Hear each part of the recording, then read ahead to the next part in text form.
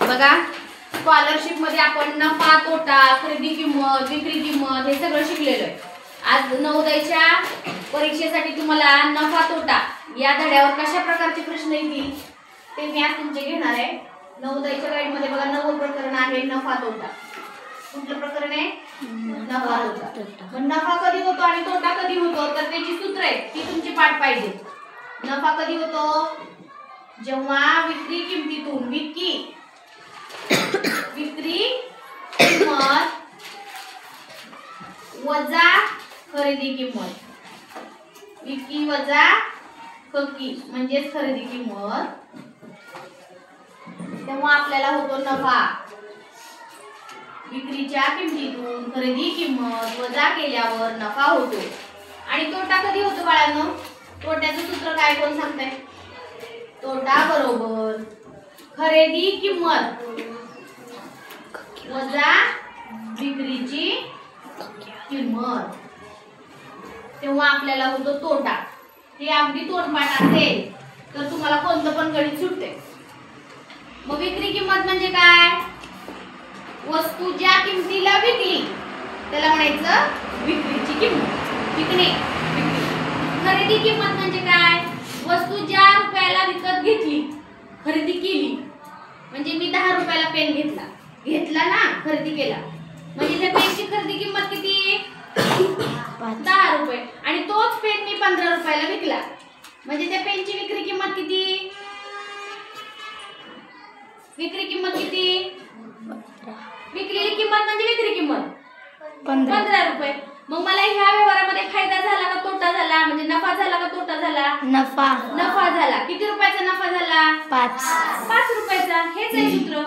आणि समजा मी 15 रुपयाचा पेन खरेदी केला आणि तो मी 10 रुपयाला विकला तर मला ह्या व्यवहारात नफा झाला का तोटा झाला? तोटा। किती रुपयाचा तोटा झाला?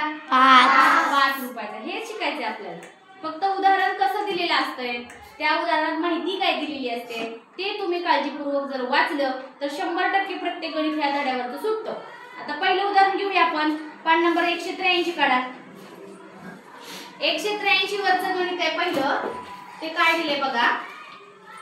एका दुकानदाराने 10 रुपये डझनाच्या दराने, काय म्हटलंय दर? 10 रुपयाला डझन, 10 रुपये डझनाच्या दराने 2 डझन चॉकलेट खरेदी केले। किती डझन चॉकलेट? 2 डझन चॉकलेट खरेदी केले। इथपर्यंत समजलं? एका डझनाचा दर किती?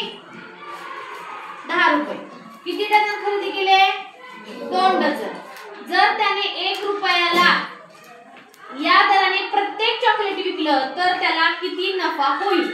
आणि पर्याय दिले 9, 7, 6 बघा 9, 7, 6 का 4 रुपये ह्यापैकी किती नफा झाला तुम्हाला विचारलं। मग काय करावं लागेल? सुरुवातीला आधी आपल्याला काय माहित पाहिजे? त्या 2 डझन चॉकलेट मध्ये त्याची खरेदी किंमत माहित पाहिजे तुम्हाला। फक्त दर दिलाय इथं। हा काय दिलाय? दर। 10 रुपये दराने 2 डझन चॉकलेटचे किती रुपये होतात ते सांगा आधी मला।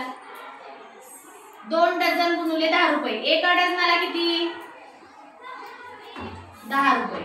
मग 2 डझनाचे किती? 20 रुपये।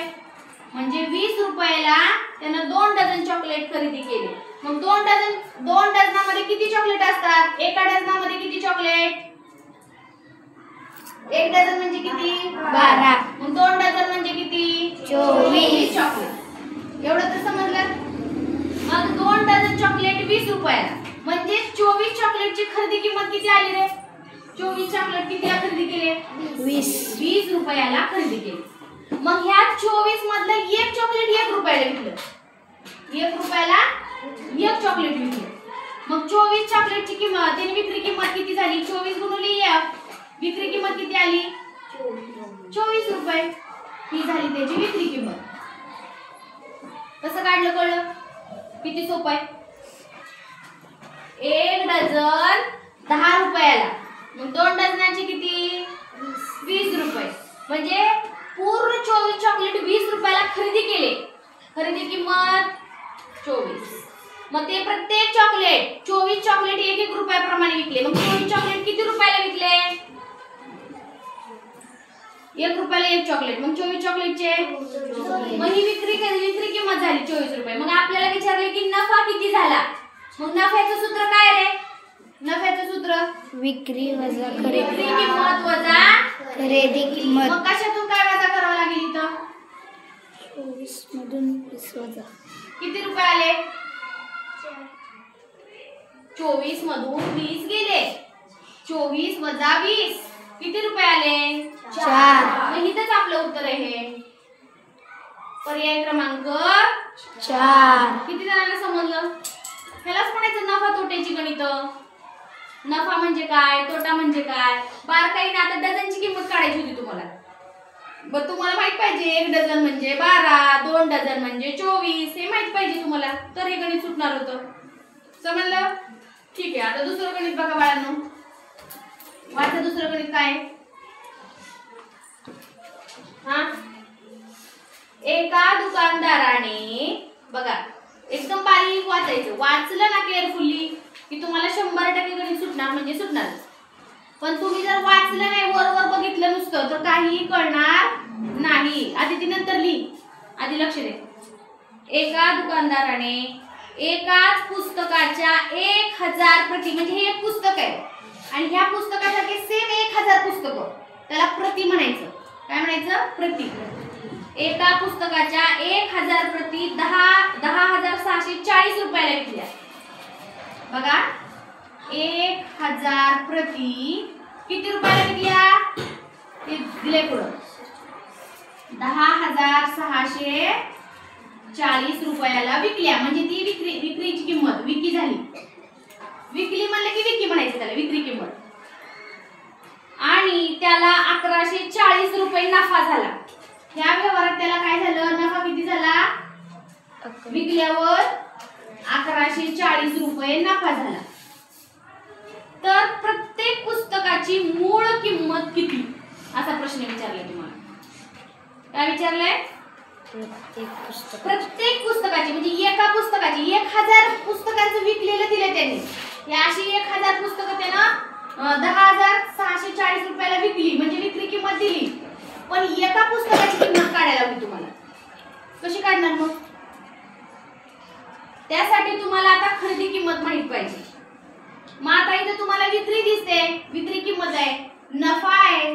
मग नफा आणि विक्री किंमत असताना खरेदी किंमत कशी काढायची? कशातून काय वजा केल्यावर काय मिळेल तुम्हाला सांगा? खरेदी किंमत काढण्यासाठी जेव्हा आपण विक्रीच्या किमतीतून नफा वजा करतो, विक्रीच्या किमतीतून नफा वजा करतो, म्हणजे ह्या 10,640 मधून जर 1140 वजा केले, 1140 वजा केले तर तुम्हाला मिळेल खरेदी किंमत. मग करा वजा बाकी. 4 तून 4 गेले 0, 6 तून 1 गेला 5, 10 तून 1 गेला. ही झाली तुमची खरेदी किंमत. ही तुम्हाला काढावी लागली, कारण तुम्हाला एका पुस्तकाची किंमत काढायची ना. मग आधी त्याची त्या सगळ्याच वस्तूंची, सगळ्याच पुस्तकांची खरेदी किंमत काढावी लागेल. मग किती आली खरेदी किंमत? 9,500. बरोबर. खरेदी किंमत ही 9,500 किती पुस्तकांची आली?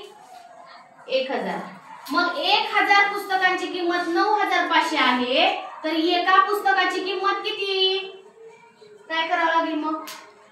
9,500 भागिले, त्याला भागिले किती करावं लागेल? 1000.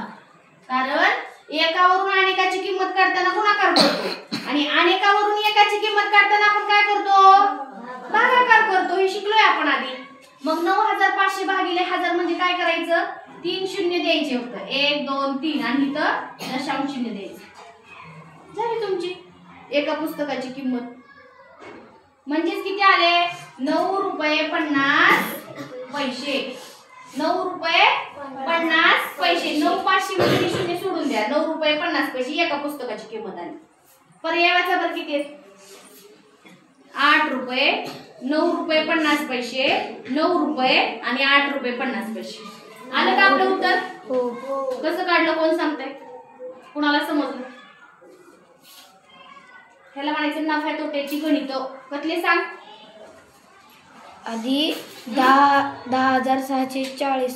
हा 1000 पुस्तकांची विक्री किंमत दिलेली आहे 10,640 बरोबर ही विक्री किंमत झाली. नंतर त्याला 1140 नफा झाला. हा मग विक्री 10,640 किंमत पण दिली नफा पण दिला. मग विक्री किंमत आणि नफा दिला असताना खरेदी किंमत काढायचं सूत्र काय? विक्री वजा नफा. खरेदी नाही विक्रीच्या किमतीतून नफा वजा केल्यावर खरेदी किंमत मिळते. मग कशातून काय वजा केलं? 10,640 जोरात सांग जरा मोठे. 10,640 मधून 1140 वजा केलं. बरोबर. मग आपल्याला 9,500 खरेदी किंमत मिळाली. हा मग 1000 पुस्तकांची खरेदी किंमत किती? 9,500. तर एका पुस्तकाची किती? म्हणून काय केलं आपण? 9,500 भागिले 1000. मग 1000चा पाडा म्हणत बसलो का इथं? नाही. डायरेक्ट काय केलं? खालचे जे 3 शून्य आहेत ते सोडून इथं दशांश चिन्ह देऊन टाकलं. म्हणजेच आपलं उत्तर किती आलं? 9 रुपये 50 पैसे. किती जणांना समजलं? जमेल का पुढची गणित करायला? ठीक आहे झाली.